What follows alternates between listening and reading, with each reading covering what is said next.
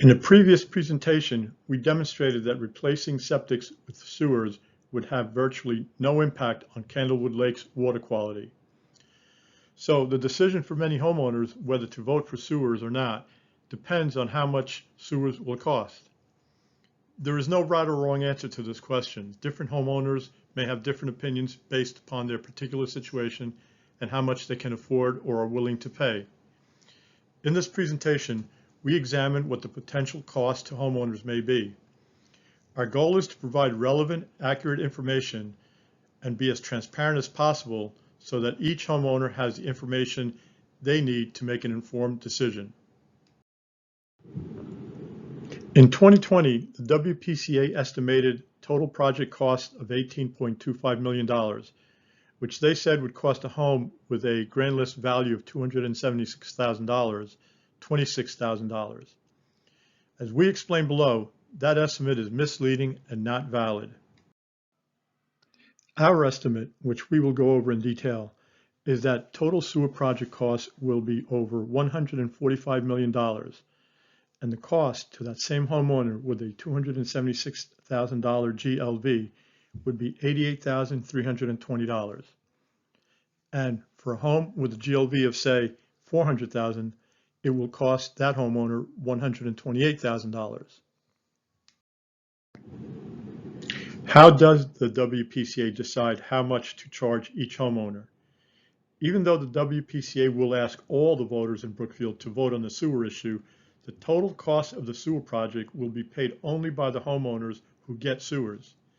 Each homeowner will be assessed and have to pay an amount equal to a percentage of their home's GLV. That percentage will be calculated by dividing the total sewer project cost by the GLV of all the homes that get sewers. For example, based on our analysis, sewers will cost approximately $145 million. When we divide that amount by the GLV for all homes that will get sewers, which according to the WPCA is approximately $450 million, the resulting percentage is 32%, which means without any grants, each homeowner would have to be assessed 32% of their home's GLV. Thus, the critical question is, what will the sewer project cost? As we mentioned, the WPCA's estimate was $18.25 million in pre-pandemic 2020 dollars. We found that estimate to be misleading and not valid. First of all, without any explanation, in what appeared an attempt to give a low estimate, that estimate did not include all homes. It included only 810 homes, whereas for all other purposes, the WPCA uses a range of homes anywhere from 1,342 to 1,518 properties. Furthermore, the WPCA used no quotes, no references, no comparison to other sewer projects. They just relied on the consultants' opinions of cost. In fact, the WPCA on its own website itself says that since 2020, such costs have increased dramatically and they have to be revised for actual drilling depths and the repaving of streets. We asked the WPCA for updated estimates. They have not responded. Given how significant this question is, we decided to do our own research and analysis. How did we come up with our cost figures? Well, we researched all the publicly available information, as well as contacting officials at two towns that built sewers, and we spoke to several experts. Now, we recognize that every project has its differences, but certain items such as cost of materials, labor, etc., are comparable. And as we found and explained later on, when the total costs are averaged out over the total number of homes, you actually get some relatively consistent figures. Therefore, we decided to calculate the average per home cost for two other projects and then extrapolate the result to calculate the total project cost for the Candlewood Peninsula area. More specifically, our methodology started with the total sewer costs for Bethel, Connecticut and Peach Lake, New York, both of which are nearby. We adjusted those figures for inflation, then we divided the adjusted figures by the number of homes in Bethel and Peach Lake to get a per home figure. We then took that per home figure and multiplied it by the number of homes in the Candlewood area to arrive at the total sewer project cost. In addition, to test our methodology, we also compared our results to the WPCA's current market area project, as well as 2 other current sewer projects in Massachusetts. Our analysis is set forth in this table. We'll go over this in detail, but first let me explain what we're doing here. The first 2 columns in green contain the original cost estimates for Bethel and Peach Lake. The next 2 columns in pink contain those figures adjusted for inflation. We then divide those figures by the number of homes in each area to come to a per home figure, which we then translate over to the Candlewood area to come to a total project cost. This column represents information about the WPCA's market area, which we'll use for comparison as we'll discuss in a few minutes. As you see in the green columns, Bethel voters were given and approved a project cost of $19.8 million in 2004, and Peach Lake approved a $31.5 million project in 2012. We used the Mortenson Construction Cost Index, a commonly used inflation index for non-residential construction that our expert recommended we use to adjust these figures for inflation. So, for example, Bethel's $19.8 million project would today cost approximately $39.5 million, and Peach Lake's $31.5 million project would today cost approximately $45 million. For Peach Lake, as we mentioned in the footnote, the actual inflation cost was approximately $58.6 million. But that figure included the cost of a treatment plant, about 20% of the cost, so we deducted that amount to get to the figure for the sewer-only cost. When we divide those figures by the number of homes in each area, we get the per home figures that are very close, 97,600, 93,500. Incidentally, based on our research, the actual final amounts and costs of these projects exceeded the original estimates that were approved by voters. After construction started, things like unanticipated drilling issues, the need for easements, and road paving, which, as residents of Candlewood Shores know, is the responsibility of the shores and is expected to cost approximately $4 to $5 million, all led to increased costs of the project. Cost overruns in public construction projects are not that unusual or unique. For example, every Brookfield resident is well aware that the new Candlewood Lake School, which was budgeted and approved at $78 million, is experiencing serious cost overruns. Now, one could reasonably adjust these per home figures upward by 5 to 15% to account for such overruns, but because the exact amount of the overruns was not easily ascertainable from the public record, we decided to keep the original estimates. We then took the average of those 2 figures, 95,600, multiplied it by the number of homes, 1,518 in the Candlewood area. The result is a sewer project cost of over $145 million, which, when we divide by $450 million, the GLV of all the homes in the Candlewood area, results in an assessment percentage of 32%. We did the same calculation for 810 homes just to compare to the WPCA's estimate of $18.25 million for that number of homes. The result was a cost of over $77 million, which resulted in a 30% assessment percentage. In order to test our figures for reasonableness, we compared our results to an actual WPCA sewer project here in Brookfield, the Market Area Project, the details of which are described on the WPCA's website. In that project, expected to start in 2024, the WPCA is building sewers for 9 homes or units at a budgeted cost of $973,000. That comes out to approximately $108,000 per home. The $108,000 per home cost is about 13% higher than the $95,600 we used in the Candlewood area.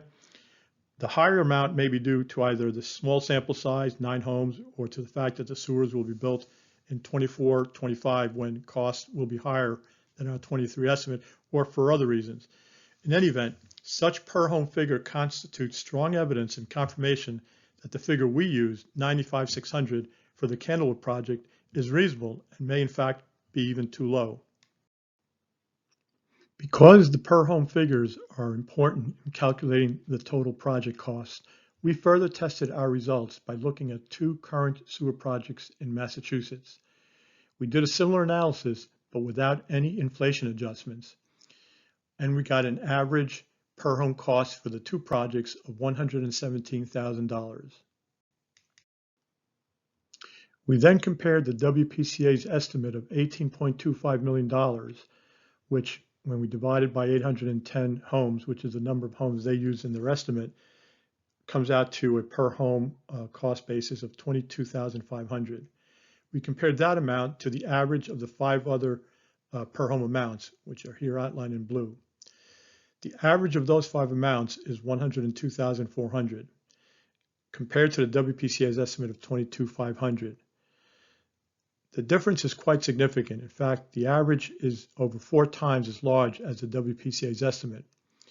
This discrepancy is so large that we consulted with construction experts to get their opinion on our methodology.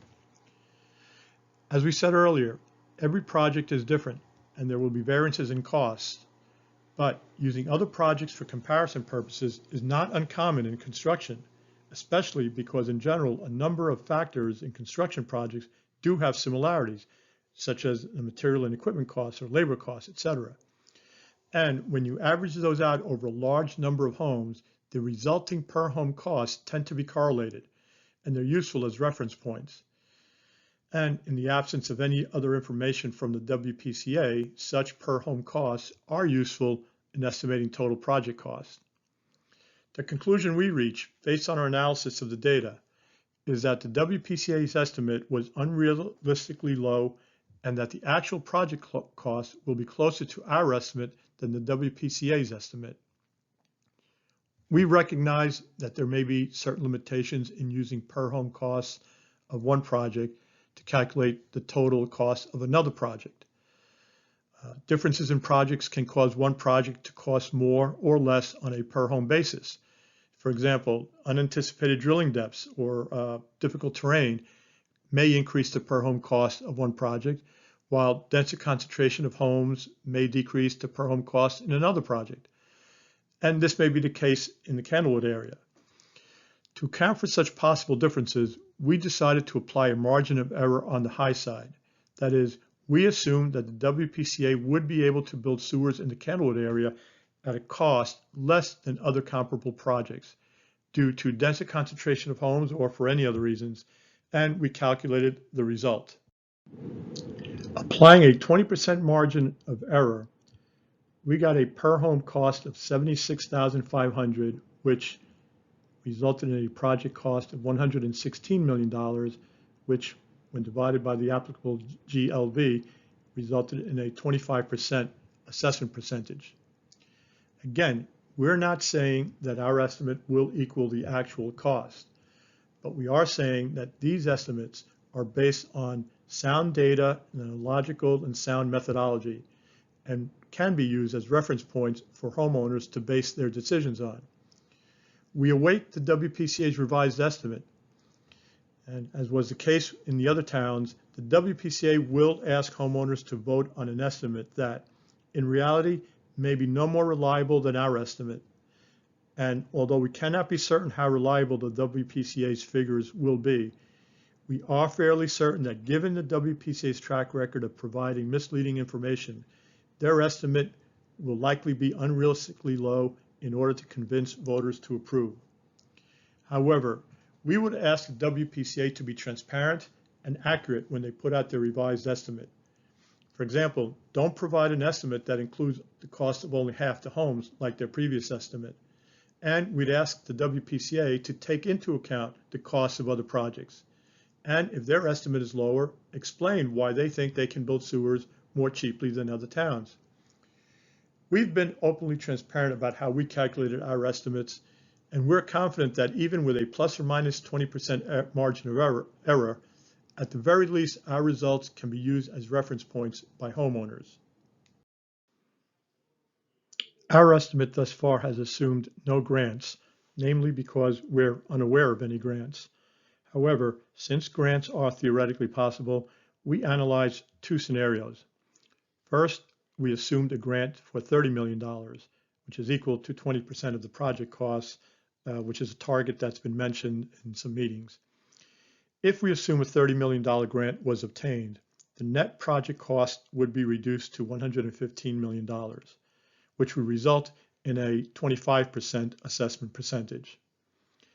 Second, we asked, well, how much grant money would be needed to reduce the assessment percentage to 10%? The result, the WPCA would have to obtain at least a $100 million grant in order to reduce the assessment percentage to 10%. As to the likelihood of grant money, although theoretically possible, based on our meetings with town officials and WPCA public meetings, the WPCA has been attempting for years to obtain grants, but they have been unsuccessful to date. We wish the WPCA well in its efforts, but to our knowledge, no meaningful or significant grant opportunity has been identified. The initial assessment is only part one of sewer cost. Part two is the ongoing operating cost. Homeowners will have to pay for all of the WPCA's operating, maintenance, and capital improvement costs. The WPCA's operating costs will increase in the future. For example, they'll need to pay for Danbury's increased capacity and for items such as employee costs. Just in 2023, for example, according to the WPCA's financial statements, employee costs increased 21%, and such costs currently constitute approximately 45% of all operating expenses. Currently, the WPCA charges $500 per year for sewer service, but as we've just noted above, that amount will likely have to go up as the WPCA passes the increase in their operating costs on to homeowners. So, to summarize the cost to homeowners, we start with the payment of the initial sewer assessment. Using a homeowner with a $276,000 GLV, which is what the WPCA used in their estimate, and assuming there's no grants, that homeowner would have to be assessed 32% or $88,320. For a home with, say, a $400,000 GLV, that amount escalates to $128,000. If you finance that amount at a 4.7% interest rate, which is the rate on a 20-year A-rated municipal bond in April of 2023, the resulting amount is $568 per month for 20 years. That equates to over $136,000 that the homeowner will have to pay over 20 years. A homeowner with a $400,000 GLV would have to pay $824 per month or $197,000 over 20 years. In addition, other costs that have to be paid. Homes below street level will need to have pumps to pump waste up to the sewer. Average cost of these pumps is about $8,000 and they have an average life of 7 to 9 years. That comes out to roughly $1,000 per year or $83 per month. The cost of electricity to run the pump, which have to be run continuously, is estimated at approximately $50 a month with the cost of electricity the way it is today. Then there's the WPCA's charge, which is $500, as we've said, or $42 per month. The total monthly cost would be $743 for the $276,000 GLV home and $999 for the $400,000 home. Lastly, we point out that the foregoing estimates do not include 1. The cost of a new waste treatment plant, which the WPCA says is needed to accommodate all new sewer users in Brookfield. The WPCA has not said how much such a plant may cost. Based on our research, such plants can easily cost tens of millions, even $100 million. In any event, whatever the cost of the plant, they will be assessed to and paid by sewer users. 2. The increased costs due to inflation. Our estimates are inflation adjusted to 2023 dollars. Sewers, if this project does go forward, would not be built for several years, so the cost will be higher than today's estimates. And 3, the cost for each homeowner to hook up to sewers, that amount would have to be paid by each homeowner in addition to the sewer assessment. What's the impact on real estate value? Well, apart from the costs, etc., as we mentioned, the WPCA will place liens on homes for the full assessment amount. Basically, that's the same as having a mortgage lien on your home. Homeowners who may want to sell should know that buyers will deduct the amount of the lien from the price unless the seller pays off the full amount, and the liens cannot be prepaid without penalty. Effectively, what this means is that the WPCA is taking the equity value from your home and using it to pay for sewers. We asked the WPCA some questions. Has or will the WPCA consider the cost of similar sewer projects? Their answer: the WPCA does not review costs of other projects when considering a proposed sewer project. We found this a puzzling, even irresponsible response. Anyone who has owned or who has worked in a business and is considering a major investment knows that it makes sense to look at the results and experience of other businesses that made similar investments. Will the WPCA ask for independent expert review of any proposal or ask for multiple bids to ensure the lowest cost? Their answer: the WPCA relies on the services of qualified, certified engineering firms, etc. Said firms provide the WPCA with estimates for potential alternatives. Basically, no, they don't intend to do so. Will any contract be fixed price? Who will pay for the overruns? Their answer: homeowners are responsible to pay for all final project costs.